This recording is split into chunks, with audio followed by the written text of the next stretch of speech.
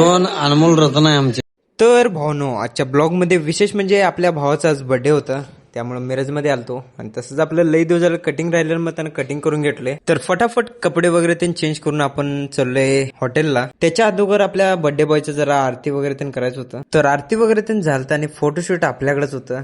जर पद्धतशीर असं काका ते उभारून घेतलेले आणि आपल्याला इकडं कॅमेरामॅन करून ठेवलेले. तर असो, आपल्या भावाचाच बर्थडे आहे, तर आवरून आपण निघालो गाडीकडं. तर गाडीपाशी आल्यानंतर आपण फटाफट गाडीत बसून घेतले. त्यानंतर आपण ज्या हॉटेलला जाणार आहे त्याचं नाव आहे पालवी हॉटेल. गाडीत बसल्यानंतर आपल्याला म्हटलेत की डिक्कीतच बसा, कारण की आपल्याला किती बी नटून आलं तरी आपल्याला बसवणार डिक्कीतच आहे. दुःख काय खतम नाही होता बे. तर भावाचं बर्थडे आहे म्हणताना आता आणायला लागते केक, त्यामुळं पप्पा ते आणायला गेले आता आपल्याला ice cake. A few moments later.